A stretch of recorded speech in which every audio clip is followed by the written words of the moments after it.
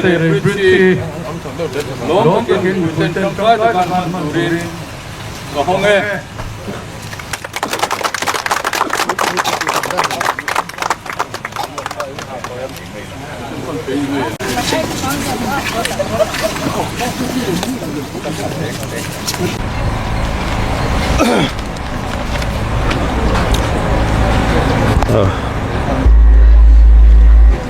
kan ding ngal mai nge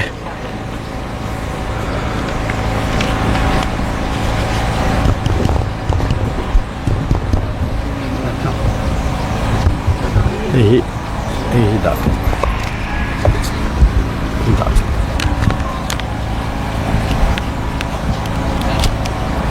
thun thầy là nè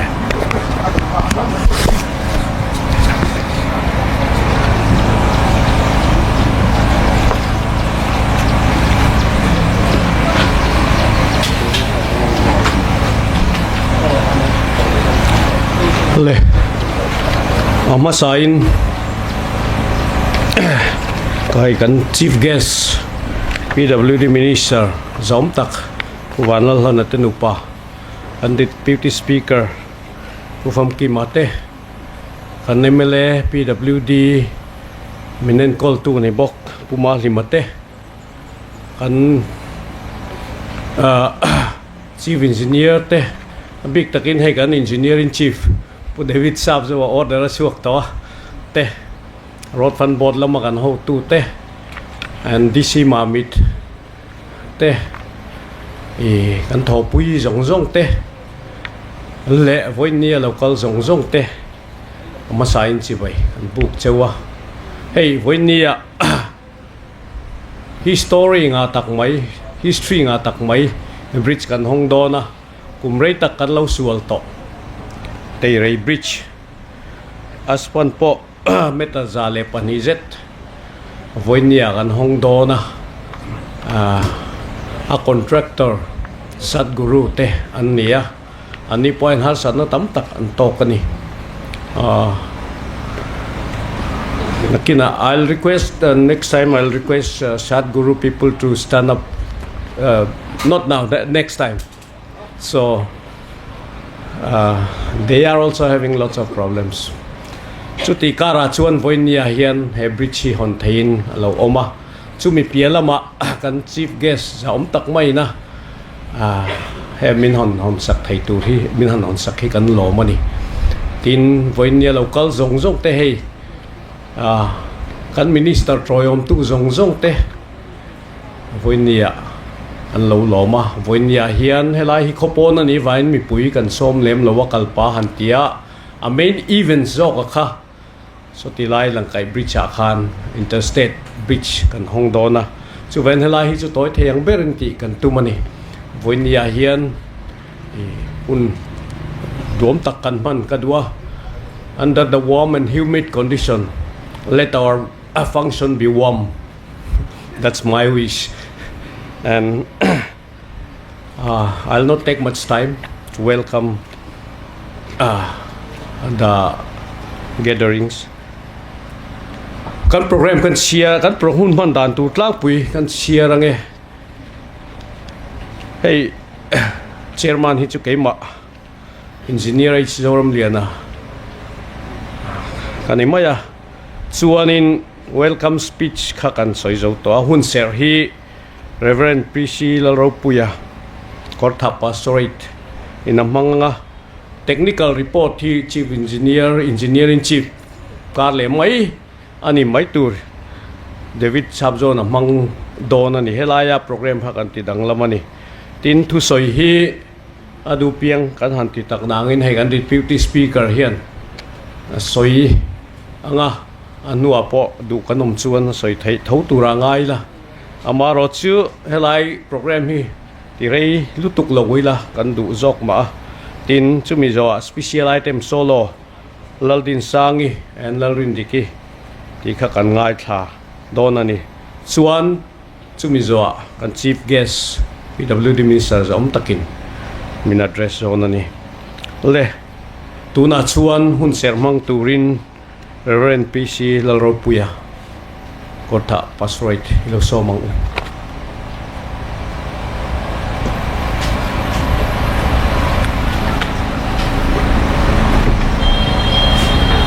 Teirei ka kewa kumthum kalta khan PWD department in minron phona Helai bridge Bailey bridge hi kando zela achim zela hei ba khi chu do bel thei to lova achim zel box ya ti ngai na om to lova engineering atang chuan angai na om to lova abak do belanga mom to boxi lawa pathian ne nei hlan top mayang u anti a kumthum kalta tunang hun khan kan zuk hlan ta a pathian in malla soma kan hlana chin kha achele talo reng renga alom om katia voina hei a ai thazok hlan na huna min han tel vele hi kalom hle ni pathian thu ingai thang u Chronicles bungsom ni pakua sang som pakhat atangin olalpa ropui na te thilti thei na te choi moi na te ne na te lal na te hi ita ania lele fana omzong song hi ita anisia olalpa ramchu ita ania mi zong zong a chung nung ber ini hausak na le choi moi na te hi inhe na mi ania engkim chunga thu ineya tin thilti theina le chakna ikuta a oma ikuta hian mi zong zong ti ro puina le chakna pek theina om chuti chuan kan pathian lom thu kan hilchia i ming ro pui hi kan fake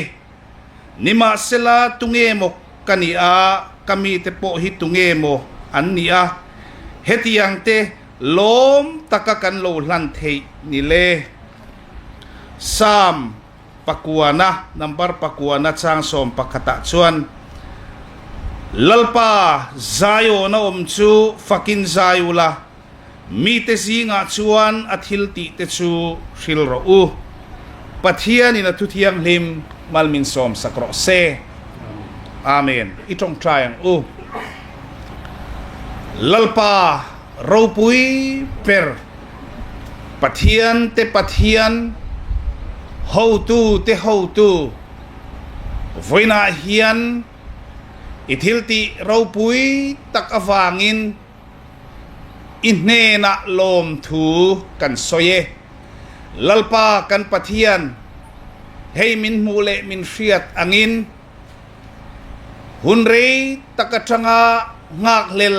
takakan lo thir le kan lo be sei Teirei bridge chu honin alo omta a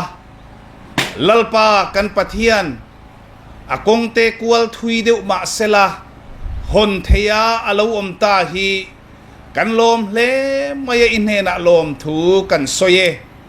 lalpa kan pathian khongai takin he bridge hi nangin min ven him sakla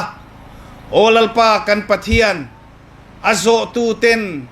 himdam takakan zo theina turle lalpa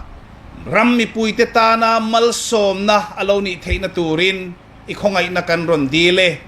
voina hian lalpa hundu om tak min pe hi kan lom tak setani lalpa kan pathian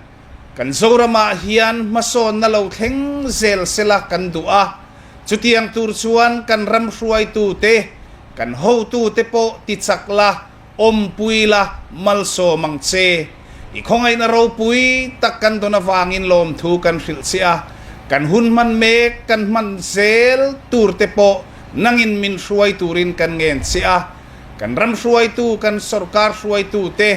zinvei vak lati zel turan nei te po tluang takan tia an kongzo te po nangina iti tluan sak turin ikhongai na kan dile voinia hian lalpa lom thu kan hrilsia iming ro pui kan fake kan lalpa Isua Krista mingin kan dile amen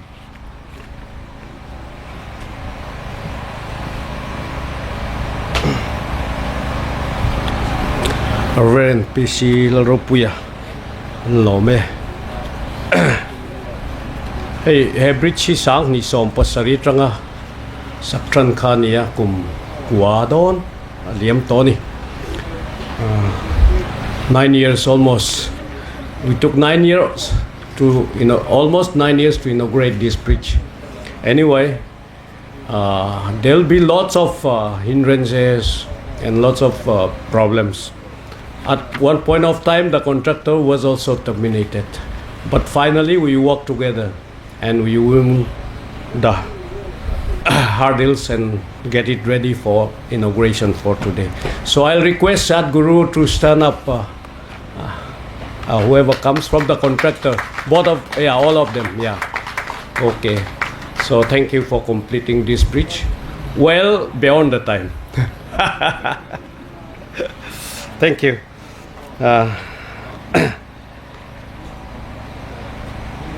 Tuna chuan kan kalde ujung ngat real tram te kanom to takin technical report peturin kan chief engineer katimaya nga ma se engineering chief ti hi om to hlia ni pu David sab zo wai lo so mang kutin beng luat te ngo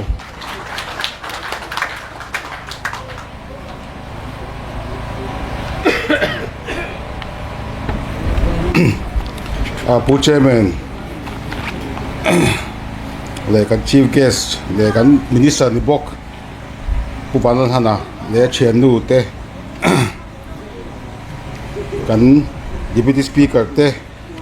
kan MLA te le kan pastor hun se thatak mai miron han sak tu te le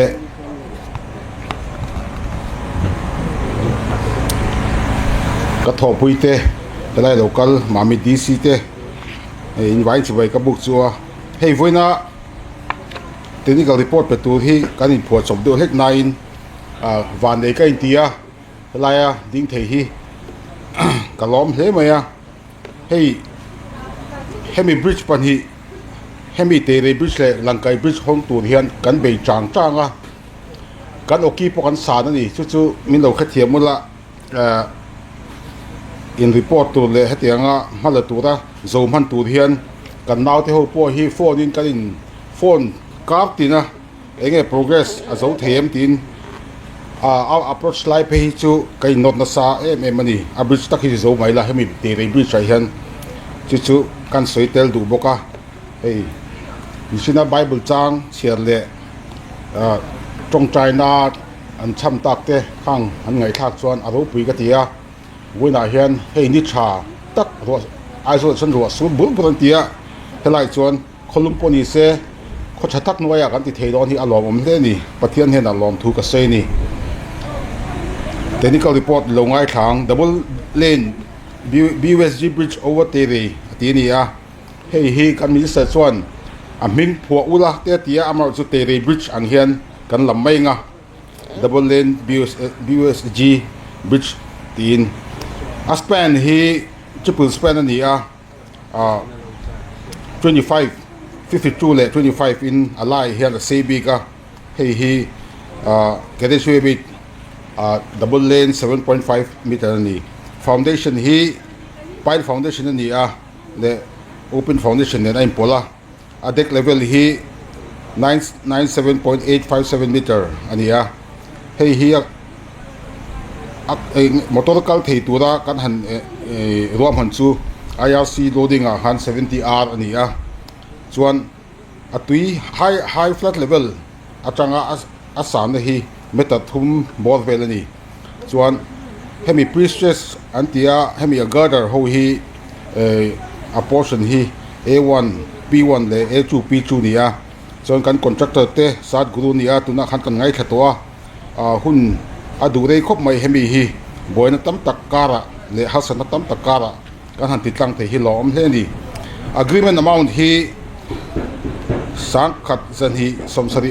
paru 0.74 lakhs ti ne hi nabat sumbi kania adang hi chu saski in kan han chom dol tela hi avai chuan 2765.60 ania nabat hi chuan a report po completion hi chu kan pe na rei to ni sum hi kan mang zo to a nuwa a poisom hi saski sum hi tuna kan zo na hi ni a Teirei Leih Dawh na tur atan hian na bat loan sang kha zatum som rupanga 0.60 lakhs chu sang hi som produk November thla khan hu ani a Leih Dawh na hi sa guru hne na pe ka ni chuan agreement number 1 kha hi contingent te pai khan sang kha jan hi som sari produk 0.74 lakhs ani a chu double lane in kan han do chan ta ni Leih Dawh dan chan chin tlang pui le hasan kan to te hi atlang pui he theng han soila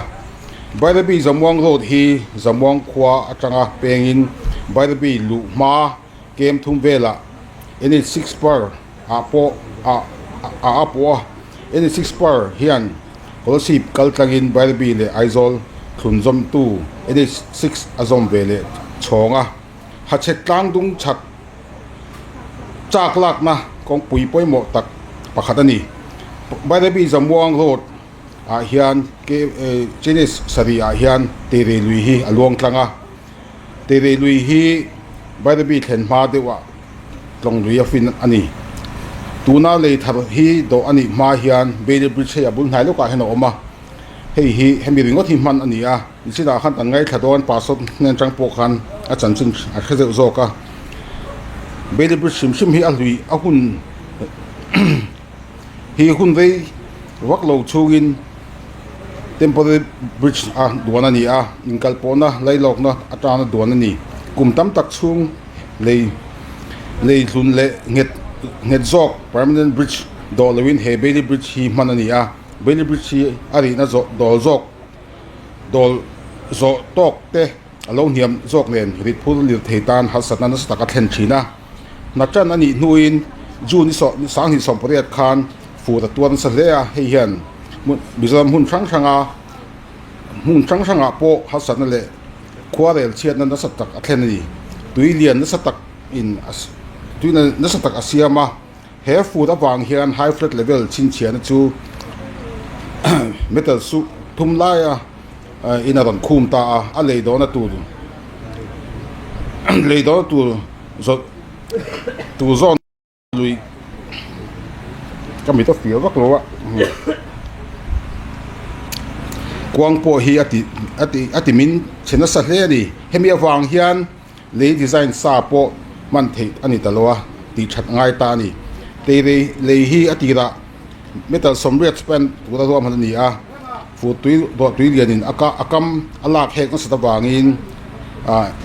November sang hi sompriat MPWD Finance Department le contractor 10 joint inspection nein he joint inspection hian metal somriat ai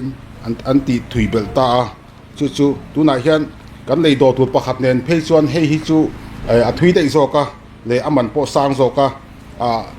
a vil tu te po hen an chuang do bil zo ka ni hemi Leih Dawh hi chu kan sei tel duwa heavy river bank protection works siam chain kami joint inspection khan thutluk na ne ya ni som pali January sang hi som pakwa engineering chief PW kai hoi meeting ne ani a meeting a hian man tlom deuh zok a Leih Dawh dan tu ngai tu chungin Leih spend ti thui mai kha a thazok in sia mala ka ni a Leih spend chu metal somriat atangin metal za somriat ta an thak tu din rom hanan siam ta a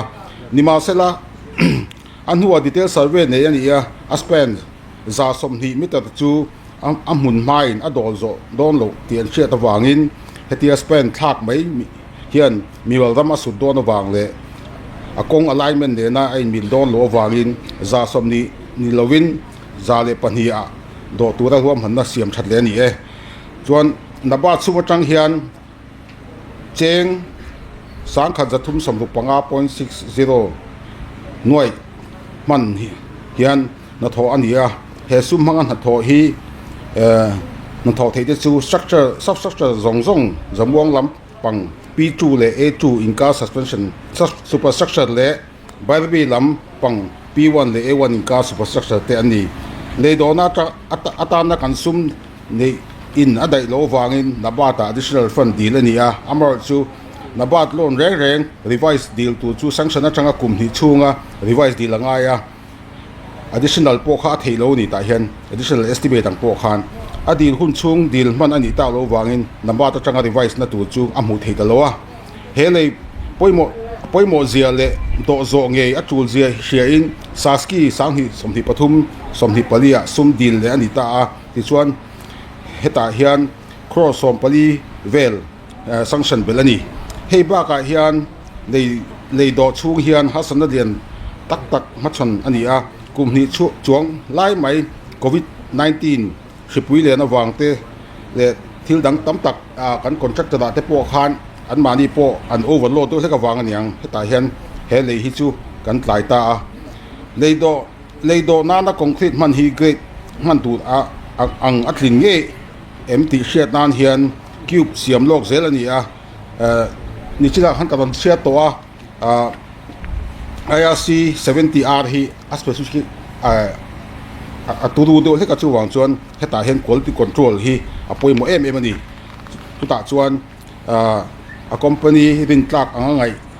ให้เตียงก็ทีร์เตปกค่ะตาเซลเชียมเตขามีเตหัวทีร์งัดข้ามปันตาให้มีเลยฮีดอนามันนี่ให้มีเลยดอนานะลุยน้ำหน่อยโตเลยจ้าสโลละโตหัวฮีกันเชียร์ช่วงเงี้ย engineering chief จวนมีปกวัวไล่ไหม engineer วันละตัวงengineer เกลซอมเวล่ะ engineer ลันมวนคิมาเฮนรี่ engineer โบแมน engineer ซีลันมิงทังengineer ซีลันชวนengineer ลันเป็นคิมานำเต engineer ลันสร้างเรียชักชวกเลย engineer H โจดำเรียเตเฮีอินซีจวนอันนี้chief engineer จวนมีปกวัว engineer John รัมโบยengineer ลันเป็นตัวงengineer โบแมน engineer ซีลันมิงทัง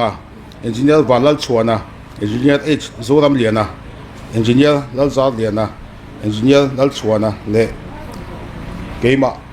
กระเตลเวียตาเฮียน SE ชินะชวน Western Circle อาเฮียนอาจารย์สตโฮฮีอันเตลเดอุปกะมีปรดุกไล่ไหม engineer เจโซทันปุยา engineer วันลัลมัวนะ engineer ลัลทันโซรัลเต engineer ลัลซาเดียนะ engineer ซีลัลหุมหิมะเละ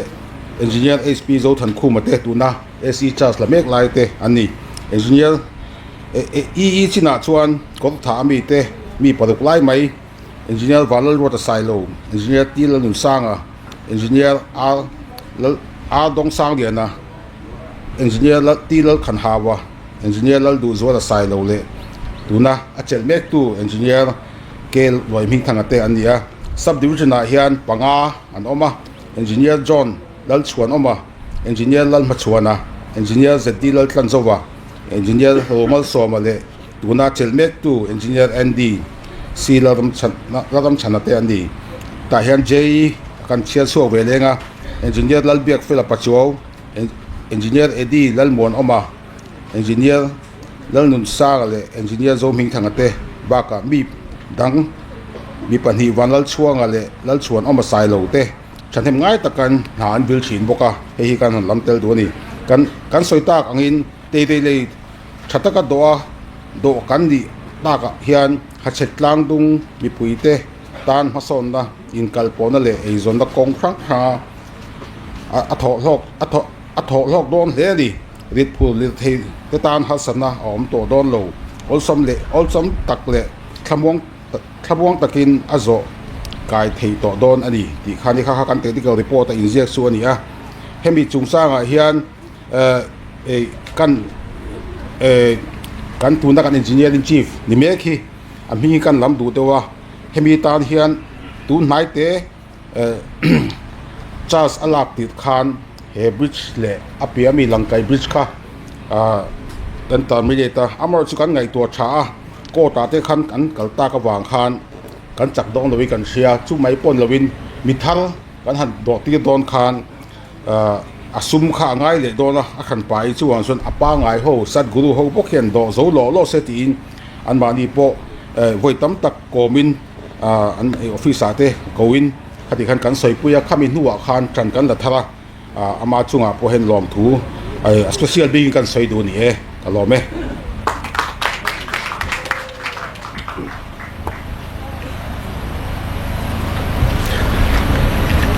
ผู้เดวิดซับซัว Chief Engineer Roads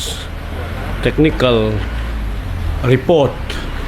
ngày nôm takin để detail takin ron pia lom khop mai achunga khan lom thu soya amazok ki mala tu ania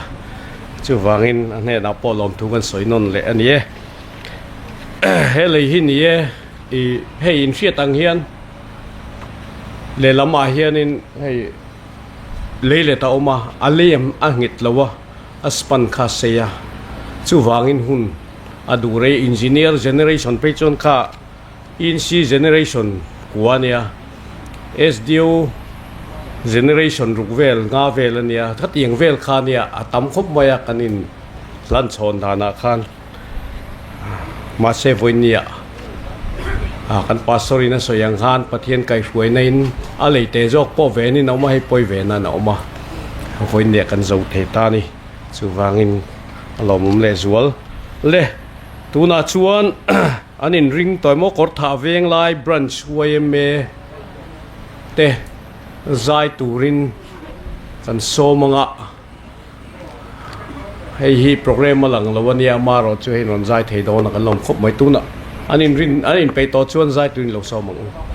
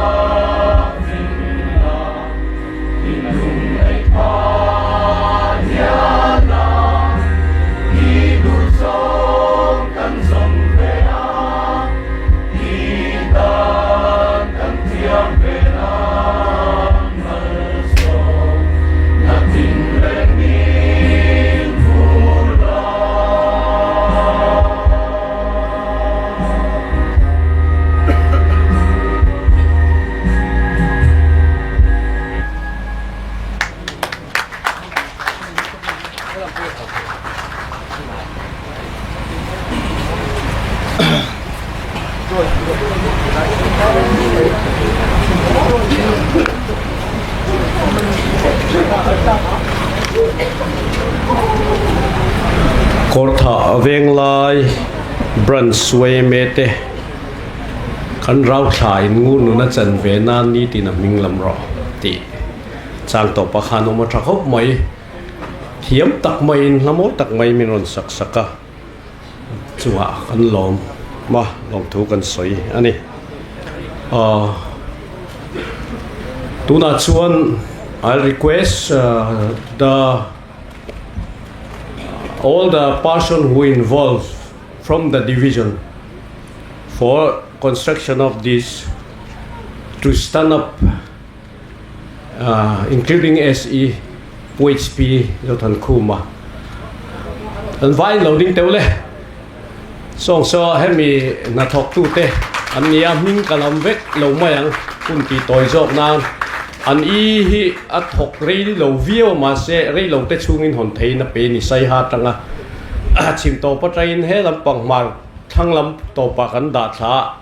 Tai matakin na zu thok le a chim la ma khan kong kan bo honga tel lovin ama siam sa elaya telin kong kan hon hong le a aba kan rulin ka ria hoina hian in chunga lom thu kan soye tuna chuanin an deputy speaker zom tak thu soi turin somila chumi zo adu piangin thu soi turin ani som don ya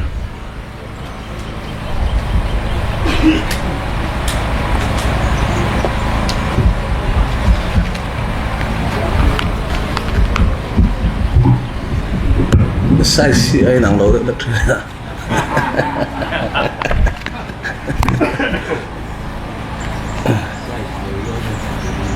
hey wena hun tha tak we te pathian in min pe a alo mom ka ti a ko tha tak waya tiang kun kan mang thi te hi ni masain pu chairman le kan minister zom tak PWD chang tu le athian nu le puma lima MLA PWD Engkol Puitu le PWD staff te engineer te le an hemi hule khonna a local zong zong ron roi om tu te kortha atang te lai chebe atang local te chuan kan pastor hun ser man sak tu te man sak tu chunga lom thu kan soi ma sadu boka hei alomom katia he Leih an puitin don tamang lo ma chu ti tu khop khan nia social media le hun sang sang apo thom khari le reng thin ania chuan hei voina te hun thatak ngin a khon na te kan han nei ta hi alomom katitak zeta hi nien chin khan kan hun ser man mang tu pastor khan aron soya ke ma po ka har suak do zo ka khiat kan chua kan ya kam PWD ho tu te hi ti thei mai tu re ngai do thina pathian thi lo lam che do thi ma cho ka tia hilai leng te le apo khan a to ba khan ruai le phat phata chu wangin ti le do na chuan project nei do re chuan hei vai ring lo mi te bo hian in coconut te so ke in an pui thiam ten so ma an ti thina chu wangin project thar nei le chuan aman masak vera bura tang tran fu halila fu mang o ka tia kan hun sel mang tu ro sei tang khan pathian te hi pathian hi alo poi mo tak zet zet ni ti hi ati lang siang tu te po chu ani tho bo ka di chu ba pathian a hian bula tangin top thengin in khat ngamila kan thil ti reng renga hi ne kan cha ve le du bok chung ni chon hei sat guru te contractor he nga te leiten han do puitlinga tai na hun rei tak nuwa alomom katia i pakhata chuan kan contractor phai tang te tantia construction te heng te pon lo chowa ke po hi contractor tho kan nia seila ama se PWD la man ka thok tam lu tuk lowa power grid PGICL la ma yang ka thok masa chu kan soi du chu contractor te sat guru te tantiang te po Mizoram ang chuatir hian an nai a thai maya ankal chowa tuna sai hapui 0 point atanga sai hapui mi bu changkong te ni anon thoka tantia ho te po anon lu tran tirin ati chuan an ni nen hian kan thokho rei to tantia hi kita verticulation saklai tang khan khate in som chokha kan nia helai akong po kan siam thina te helai akong aron siam that tak me on siam chuan sat guru ho hianin aron thok vele somi bujang tu phai sen te PCC pavement te an thok thai me ni amai roi chu an nuwa hian an performance de an chanchin ka khiat video henin por chho ta de zel me tantia te po min thobak lowang do lai te lo ne chuan hei sat guru te po heng lai kan national highway vela te po kan boi pui wa ko po kan ko e le the ma lo khang te kha alo ni chho da ka te khin do chu zong man tharak do hin ya man thar mi jana fai we wa kan khoi re tu lam bal tu me tiang do hin kan e ko re tu hian an por tu de ta ma cho tingai tu na te oma tu wang he nga po hin ni an por ta chan na te po hi kan trangkai kan zir te po ngai ka sia chu ne kan soi tel du zoka helai le hi trangkai em do na kan thir na rei to he kho thang te ne na kan in kal po na kola si tang phei cho na poi mo le zuala le an ma ni hela bang kho thang tan po ya ma sabe ne so tlong le so ni rei tak do ni chuan pu robin te pon sianga tong do re ji chu min wa hi ni le khatiang ang kha ani chu ban kho thang ina kan chop chuan na khang ang kha lo ni hei tu na western circle ang te kola si pa te bo da po rem zual le so do ni in kal po na te hi tha to ama kha chuan chuan number chin kha ni tu na le te hen do mar chho zut me alom om katia chuan he ta lang kai le te po alo tha chho le zel to chu tiang mo kin he lai dar la ka le Teirei bokin ka khia hi na do pu ti mo to o he hi ni do le tur ania ngana khan be di ang de khan en ti foundation ang te ka tui den te khan chim chele hemi hi ni Teirei hi ka khiat cholo jon mun thum vela Teirei lu hian le do ning ka khia chu wangin he lai po kha ming ti po kha ane aming po po ka ong mi tho ka tia hey kan minister po kan mona nge amati sei jok tu nge yang hey chu lo ngai je PM tu lem lo la kan phung thar nei ti top mai la chamai lo yo ti te ka han rota kan pathian ra kan Sorkar thu yang kita tui vai ale kan pu ho pu du oma hoin kan hong to boka chu unity bridge kan tia chu wan khang po kha ki tun theng khian trangkai takin an mang chowa alo mom ka ti tak zeta ni hei kan Sorkar chu mi ti mayang la relo te hian pathian kai soina te po kan dong na sa kan chief minister kulal du oma kai soina nuaya zoram hian mel kong changin mason na kan hu chho mol hing riata heng so thing le chungchang te ku thok thu en ko chungchang te chuan hemi kan ram infrastructure chungchang te heng te po hian ma ni lak chona mason na satak kan hu chowa heng le te khang in kol pom te e Sorkar hian ngai poi mo chu wangin pu du ama kai soina so noya hian Sorkar hian mason na kan lam hu chho zel tura po ngai la ma se engkim kanin nga na chu pathian ania chu wai pathian kan in ha ta chuan kan thil ti re re nga po pa kan so na nga i ke mani ya po in rin tok na om chhong ti kha kan tun toy te mai kan sei ania chuan a top bela chuan hei pu zo rama kan ENC hian ni nei a in thahung deuh nge hei a ENC nuwa chuan kan in hu nun dor te ni me ka ti deuh angai om dong khoping ka sia chuan chulai ka ra chuan ye hei a hun top deuh no na ni wang ya zam deuh nge ni de chin po kan ama min de po ka lan ram li te ka ti ta deuh ngol ya chuan ra min ka chula thak su se ye kha dong ka kan sei hei me lo se ka lo me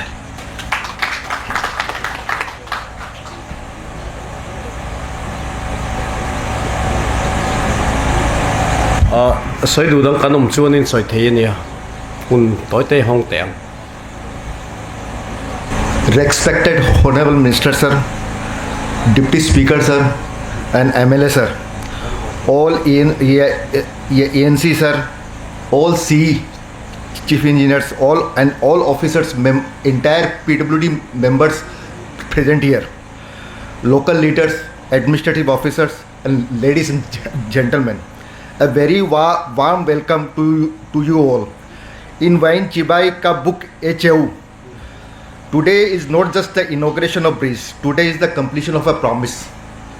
A promise that began years ago with drawings on papers, hopes in people's hearts, and a vision to connect communities, shorten distance, and make life safer and easier of thousands of people who will cross the bridge for generations to come. When the project first began, we encountered several technical challenges: the terrain, the geological, the weather conditions, and the engineering complexities tested upon repeatedly. There were moments where progress felt uncertain, when every step forward demanded twice the effort, and when solutions were not readily available. But bridges are not ordinary structures. A road can be repaired and relaid over time. A bridge is different. A bridge carries responsibilities. It carries lives. It must stand against times, floods, erosions, and nature itself. A bridge is built not for 5 or 10 years, but for 100 years.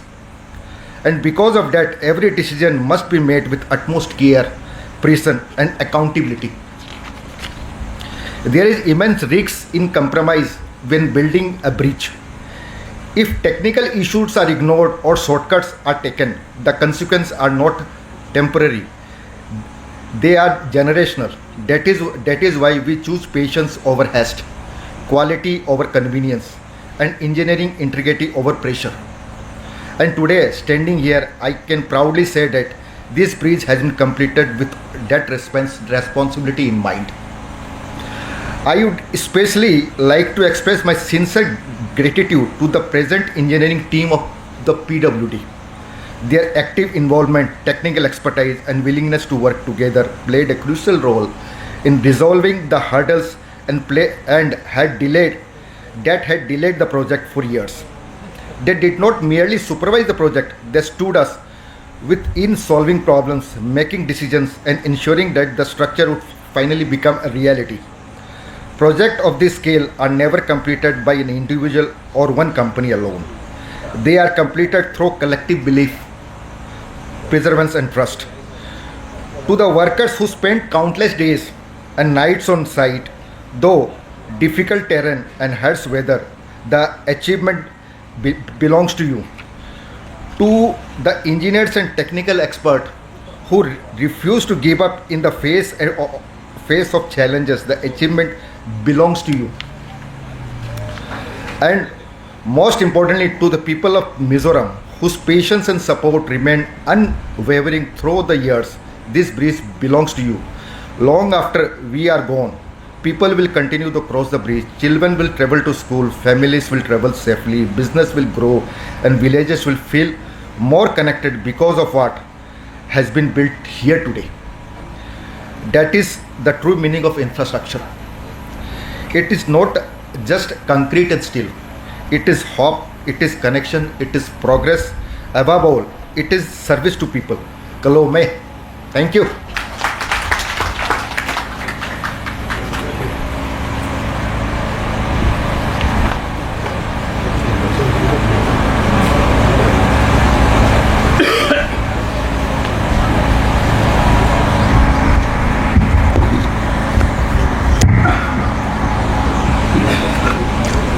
Kan Deputy Speaker le Kasat Guru te chunga lok thu kan soya nia engineer te kha ring lo lek leking min soya kan ring lu tuk zo ka kan rin nain kan kala kan thei to pin kan thoka kan thei chin ba ka sen hian in pathian kan ron mai thina chu chu pathian du dan ania a chan chu kan tho phot lo chu pathian in mal som na pek dan min phrelowa tho phot angai thin vel engineer kan thok phota chu min nu amal som na dilin level him na dilin amma kan kun thina ni ti kan sang ve lek ni chu chu chu pathian du dan ni thei top mi ring kan chu phot khat ru ni ti kha lo mom khop mai thank you. Now we'll call upon Laldin Sangi and Melrin Diki to give a good song. We can dance, no problem.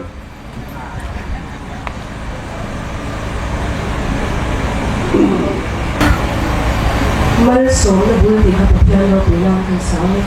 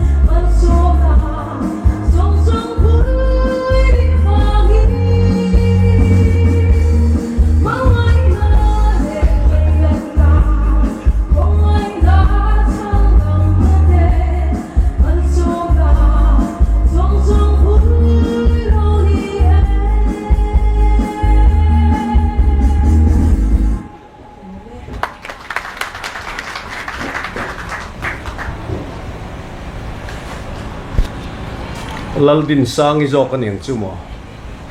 ani emo laldin sang cuma lom tu kan soye pani mi kan injek si pani kan ko pakhata ron zai ta si in kha thiam long ti kan lau ni kha lekha la moi tak mai min sak saka mal som na eng kim bul kan pathian ani voi ni apo hian pathian ne na lom tu kan soi ni tu na chuan voi ni a ti lai muna kan minister sa takin chaklo chung point helaya an na thote miron hon saka PWD hi min choi moya pai muna po hianin min kal saka tu thui tak tak min kal puya voi ni apo helai muna kholum kara an lu pa le halin kan pine an lo kal theya lo tak zeta an na tho vete min han hon sakhi kan lo ma on kin na tho chuanin kan lo tak zeta voi ni a hian lo thu kan soi ni lalrin digi ka zai tu ra lo man duai don mo te hun khatan ziak sia nakina kan ko le don ya top nan chuan tu na chuan kan chief guest ilo so patang u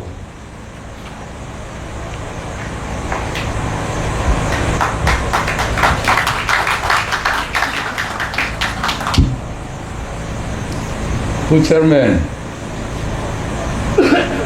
Deputy Speaker, Pu Lalkam Kima, MLA Pu Laltim Puya, Chief Engineer te, Mami DC te, Sadguru staff te, PWD staff zong le halaya local proyektu te zong te, Javain si bai ka buk sewa, voin hi hun limom tak chin chiat lak tak anin ka ria, kan soidu masaber chu, ka Deputy Speaker le. Chairman kan ngai dane nang lo dewa Deputy Speaker kan atira tanga chung number itu ratia pakhat la khanin thei to pin kan benga kan be to ga kan thei lo sina kan kun tu ran ya tia counseling jon nai ve de yo ka tia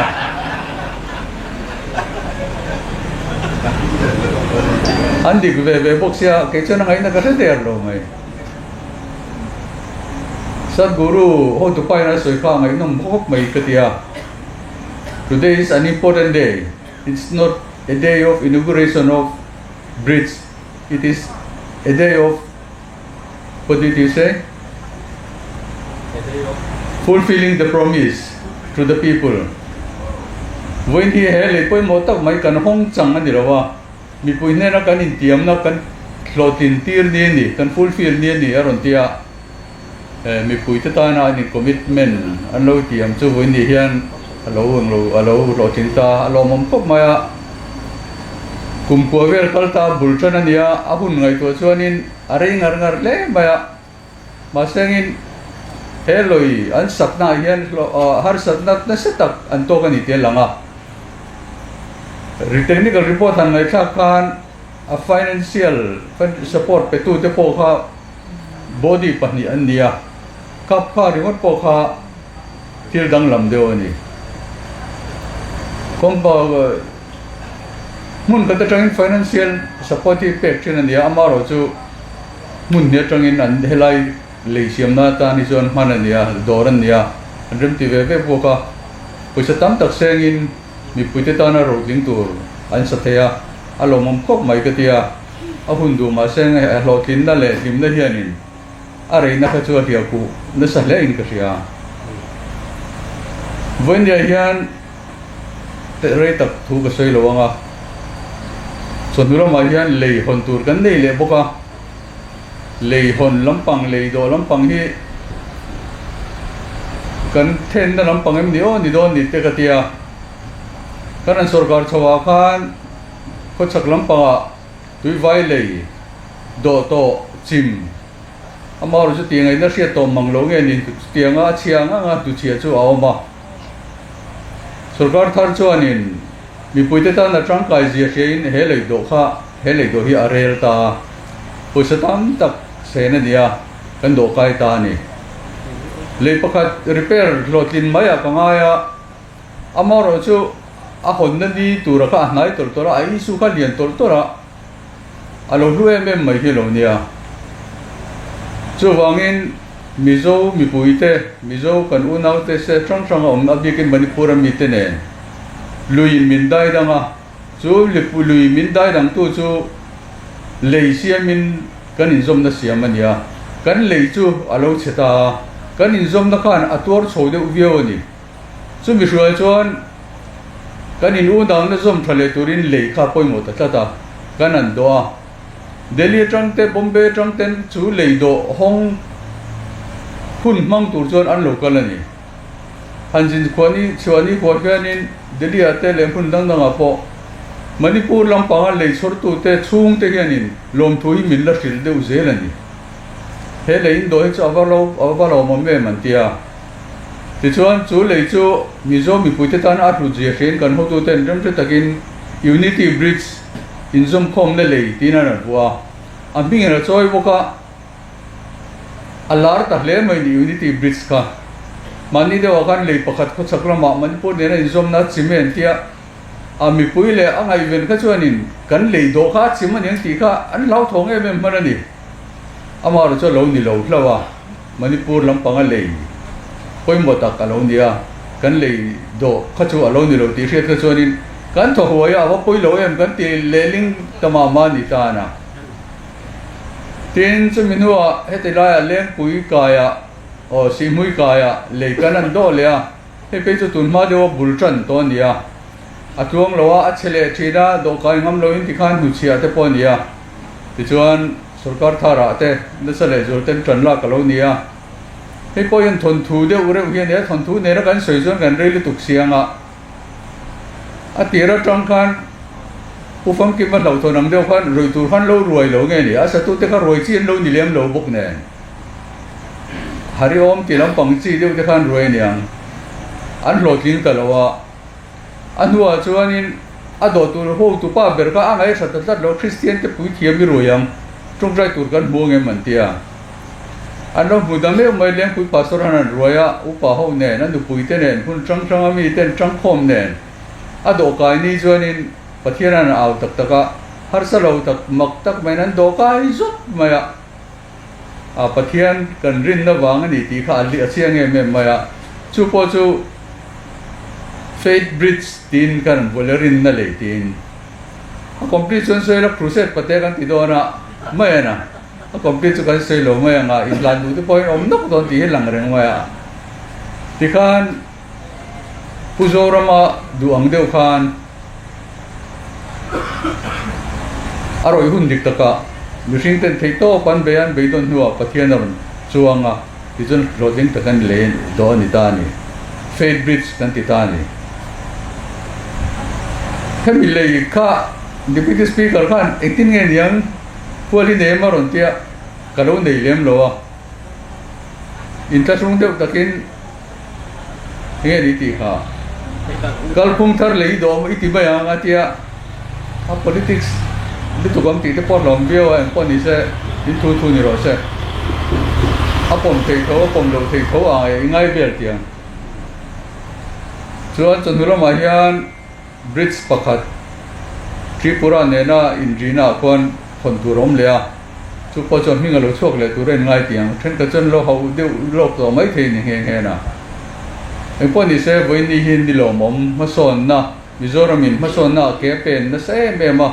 chu ti gara chon helaya atak taka Mizoram in ke a pe na ni ti mutu te chu helai lo mi pu yam hang tang kai tu te an ni he tiang bo kian Leih hon kher ni lovin mun sang sang kong hon te ponia bu fai man bu mar zo ka Leih te nia dam lo tran pui na ti ang zom to nia electric bill bu mar zo ka khon chung chang ate kong tin renga Mizoram hian malam panin ke pen me ka ni chu mi pui te nan huwa in thangram kan nia mi pui te thu ani party te jon kan tamber kan thaber po ti la atak tak am bu tu chu mi pui hian ni chuan mi pui ten Sorkar sang kan lo hu to a MNF Sorkar te pon yang Congress Sorkar te pon yang andu to mason nan mulawa chu bang mason na titur mi pui hian an zong ani chuan zon para chuan ZPM party thar mi thar te politics sang om to politics na khel ngai lo te intel khom chuan ZPM dinin keini hi mi pui rin turin kan thok theyenge kan ei ru lawang ma son na hi kan kalpuyang mi pui ta kan thok don lom tin trong trai na nen mi pui fan ron tara mi pui nan oi ani ti chuan tu ran kum ni le san ve Sorkar na kan an serta in thlan na sang kan ma chona MLA te kan ma chona MP te kan MP MLA kan in thlan huai yan MP in thlan kan ma chona local council le VC council te in thlan na kan nei to by election kan nei Chho boka Silung Development Council in thlan na te Leih area lama in thlan na te kan dia kan che that na mol am kan che that lo na mol po amani anu nung bera aizor ko pui lim tha chi am taka lo lang le chu aizor ko mi puiten aizor mi puiten he Sorkar hin rin na an hatti ka vote mang ilan tilang ani ti chuan tunan kum ni le san ve lo ma mi puitan entur chi sang kan ron chop so thei ka be se ya em sia tang te pon yang te Sorkar tang poi na nianga mi puiten har satna sukianga malam kan pan na turam ma chon na mir kai throi turin ZPM hi engang nge ni ti kan thil tin lam don ani chumi ta na ki poi mo tak mai chu Sorkar na thok te hin ni Sorkar na thok te chu policy ti lo tling tur Sorkar na thok india Sorkar piang policy ti lo tin kha patani chumi ko ngachan PWD te po ramta na thok tu an dia PWD wangin tu na ya kan hinga trai me ma kan me lam moi boka kong tha te kha kanan huta hei hi kong tha aizor ko puya kan nei hi local council a AMC in thana in sakna chana ni ti hi mitang takin min trilani keni ti le kan va tho kha kan ngai to ate em ani amaro chu khatiang mi puiril ruwa lo tlata le mi puina lo nei na chan dan ta kha chu PWD na tho wang ani engineer te hian kong than siam thiam taro mi ti tur ko pin Sorkar kal to ten engineer te an mang tang kai lo nan chor thiam lo ni ma se tu na chon mizo engineer te hi kong an siam thiam ani an thiam nei a to ka ni ti hi a tak takin mizo mi puiten an mu ani chu wangin in thiam na la theina te ramta na mang tang kai zer turin in zovain vone kan cha thar le du chowa in chunga lom thu ka se bokani chu tok te se ka lo me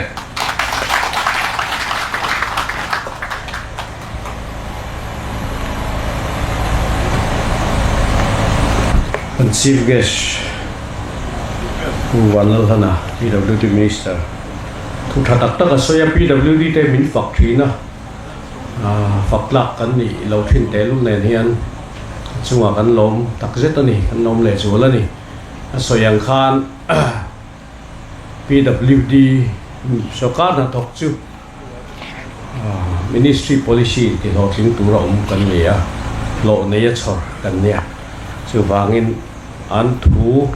an ti tura an policy te kan zom maya kha lo thin na ni a kan pu sayang khan thok theya min siam chuan engineer te point kan thok the ni ti hi kan pu hian min ringa mem ema a chunga polom thu kan soi ni a chan chu poisa ti za hi oma he ti za kong hi siam don ne ti ngot hi chu har sa ve thin to ka engineer tan hian aleng an fixa amount an ron fix le box ya kan estimate khat yang a adjust ngai hi kan nga khop maya khat yang ni lawa thatur hi chuan tho angaya tha po se na ngai tha kan sen chuan sum bo ngai thin ani ti kha kan bel ve le ka ka chuak don taw ka soi ngom deuh le kan ni si a chan chu quality tur hi chuan paisa se na ngai in nom tak nei tur chuan plaster chunga cladding te kan ti eng mo kan la ceiling kan ti ang deuh hian additional hi lo tam ve khop mai ti kha voinia point kan soi helai zo tu po hian kha 10 crore chuang Sorkar min pek bela ti hian nak takin kan zo thei ani chuan voinia hian in zawai chunga kan lo ma lom thu kan soi nga langa zai kan som tu hi top na ni mai se ka ding le to lo wanga ei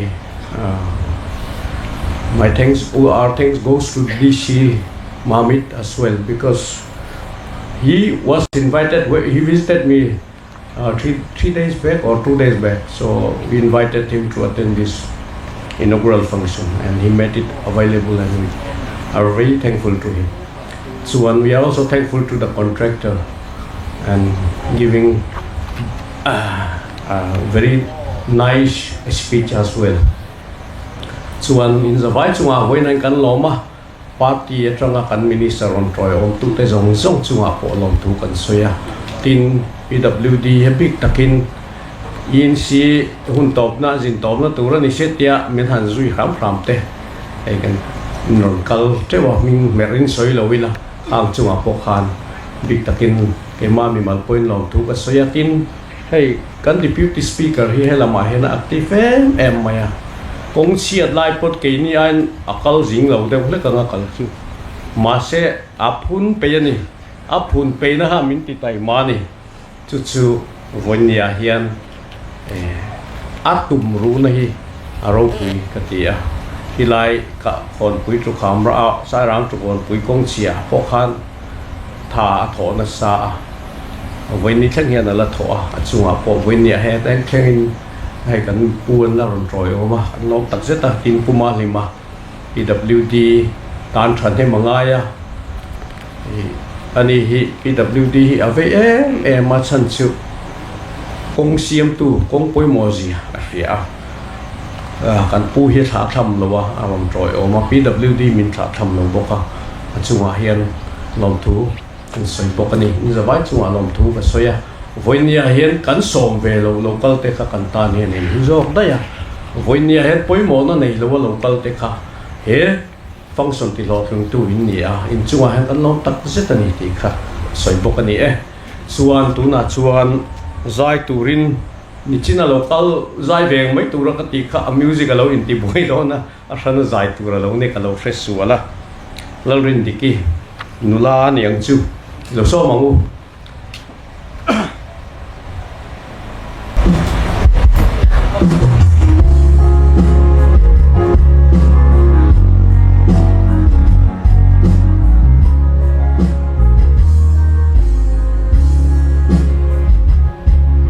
Dawh hoa dung